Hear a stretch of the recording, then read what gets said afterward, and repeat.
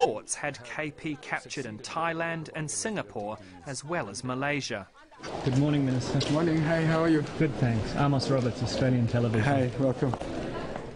I wanted clarification from Malaysia's Home Affairs Minister, HISHAMMUDDIN TUN HUSSEIN. But no country wants to admit to handing the feared rebel leader over to his enemies, least of all Malaysia, home to around 2 million Tamils. Can you confirm reports that the former Tamil Tiger leader KP was captured here in Malaysia? I'm not aware of that, and I cannot confirm it. So can I deny it? not confirm or deny. Yeah. So the fact that there are sources close to both the Tigers and the Sri Lankan government who say that he was captured here with the cooperation of the Malaysian authorities. Those are the sources that are given to you. If they come up to me and tell me what their source of their source is, then we will do the necessary investigation, and I will revert to you on that. But right now I don't have any information on that.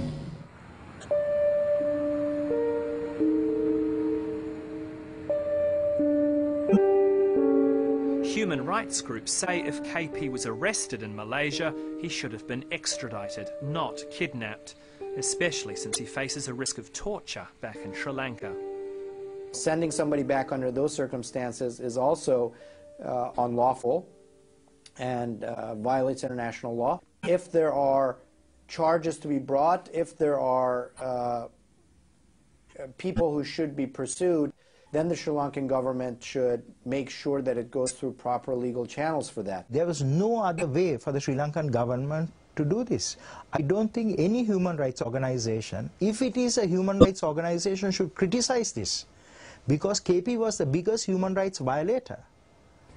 Can you see the Sri Lankan government mounting similar operations against other enemies in the diaspora? Yes, I can share with you that the Sri Lankan government is already planning to bring a number of other people home. Tamils around the world are now worried about the long arm of the Sri Lankan government. Although the Tamil Tigers are banned in Australia, community leaders like these, meeting in Sydney, have been accused of supporting the rebels. According to media reports in Sri Lanka, the government has a blacklist of 100 Tamils living overseas it wants to prosecute. I don't know whether I'm on the list, but I don't want to sound too important, but that's a real concern for a lot of the community members. We don't know. I mean, how do we know that's not going to happen even in Australia? So we are worried. Next AGM, next Skype conference, Dr. Victor Rajakulendran knows he's on one of the lists that's been circulating. Now he wants to find out which countries helped Sri Lanka to capture KP. So who are these friendly countries? That is the Tamil diaspora's question now is.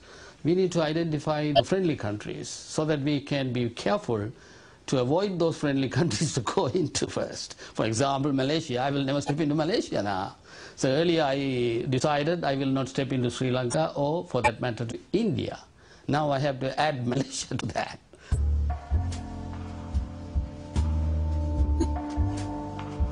Dr. Rajakulendran says Australia's Department of Foreign Affairs is taking the threat seriously.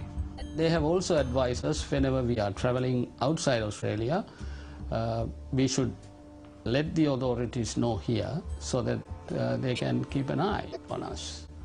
They told you to let them know when you travel outside Australia? Yes, and we are doing that, and they are time to time they are contacting us and asking whether there is any threat to us. Sri Lanka's High Commissioner in Australia, Seneca Walgampaya, offers no reassurance. If the Sri Lankan government was involved in investigating Tamils here in Australia, would you be aware of it, sir? No, I'm not informed. These are all been done in Colombo, and I've not been kept informed of that. So it's possible that people like Dr. Rajakulendran are being investigated, but you wouldn't know about it if that was the case? Well, I don't know. I have no information whatsoever on that. Professor Gunaratne believes some Tamils in Australia should be investigated.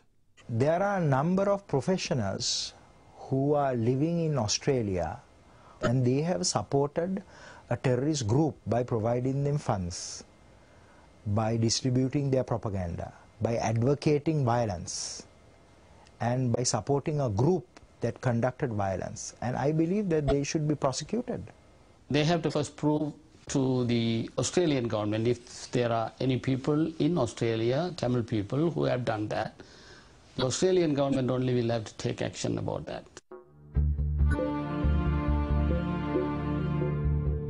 2.5 months have now passed since KP was captured, and the Sri Lankan authorities are still questioning him.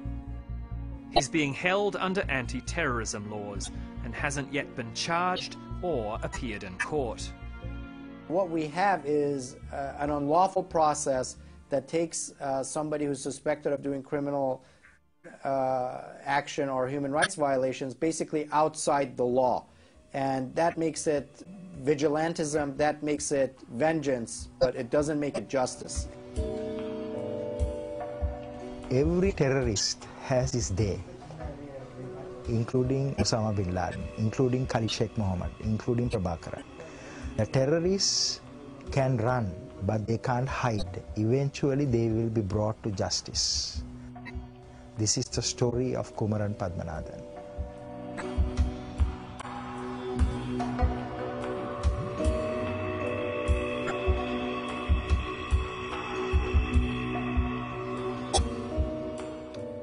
Amos Roberts investigating, filming and reporting there, including those nervous Tamils here in Australia.